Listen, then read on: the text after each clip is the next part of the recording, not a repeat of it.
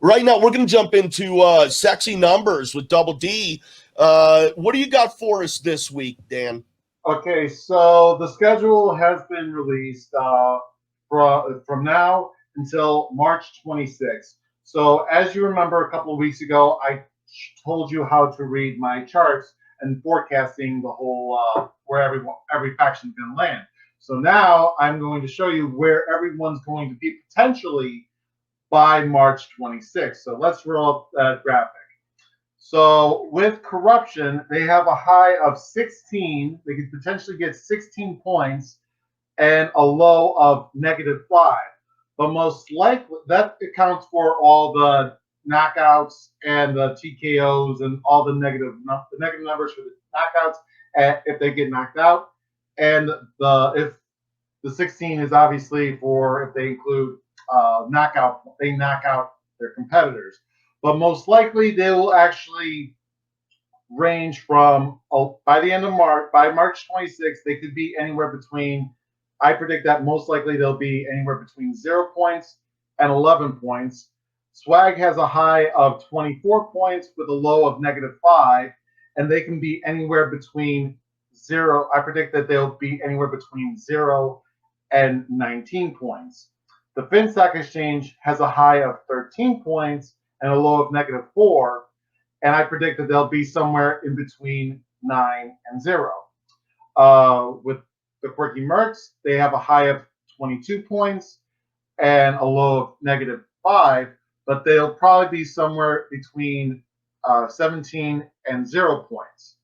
The Stars have a high of 24 points and a low of -5.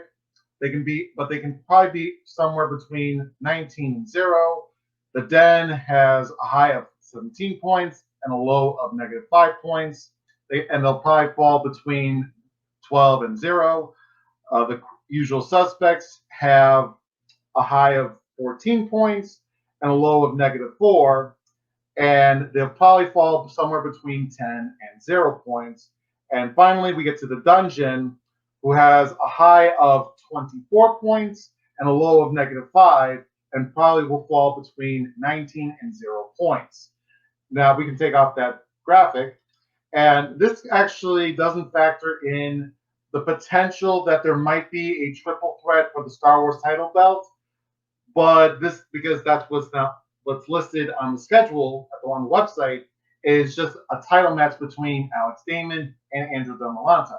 So if it does turn out to be a triple threat match, we can see an increase of 3 points from the Stars, the Quirky Mercs, the Dungeon, and Swag, uh, which obviously will result the Stars being somewhere between 22 and 0 points.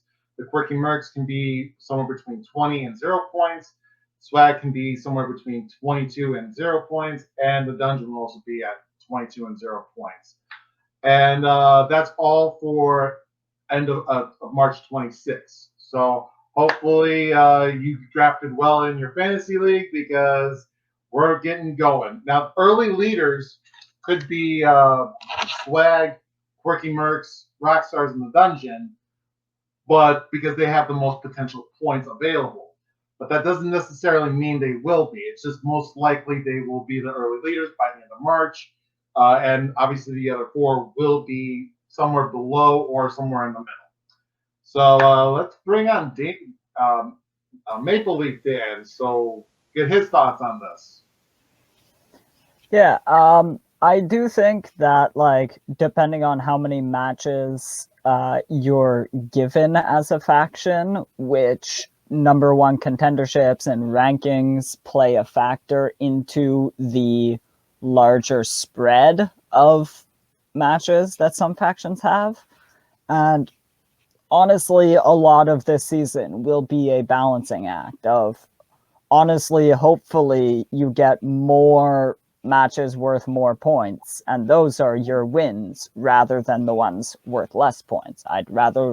Honestly, this year, I'd rather lose a singles match than an IG match or a Star Wars match, since at 3 a week, we're going to have about an even number of all of them. Yeah. And thing is, let me get your opinion on this. Do you think that we're gonna get a surprise triple threat with a Star Wars title match, or do you think that it's actually gonna be a title match between Andrew Demolanta or and Alex Damon? I would bet that it's going to be two separate matches. Okay. I think that Damon is confident against Demolanta and pretty confident against either of the opponents in the next match. Okay. On the other side, I do believe the triple threat favors Alex because of his extremely high accuracy and just the number of potential steals that are possible gives him an insane advantage going into a triple threat over a one-on-one match. Yeah, definitely, and it definitely gives Alex, if Alex Damon does win, it does give him a massive lead. I think it would give him like 11 points if it is a triple threat match, rather than a regular title match, which is 7 points this season.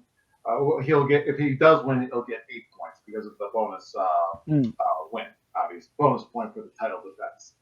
So, but I think I really do think that they might do two matches because I think Alex wants to break that Patriots record. I think he likes to have as many records as possible.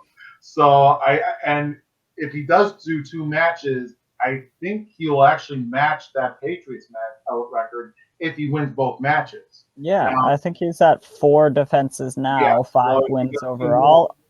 And yeah, he's just got to get to 6. And then by his spectacular match or the end of the Star Wars tournament, Alex Damon could have a longer defense record than the Patriots. yeah, and I don't see that record ever being broken. You may get one or the other, but I don't think you'll get. I don't see it happening unless someone just becomes just so god level insane of a movie knowledge. But as of right now, we can't say that. At least with the Star Wars, at least on the Star Wars division. Although we never thought the Patriots record would be defeated, and now we're looking at Alex potentially doing it within this season. Yeah.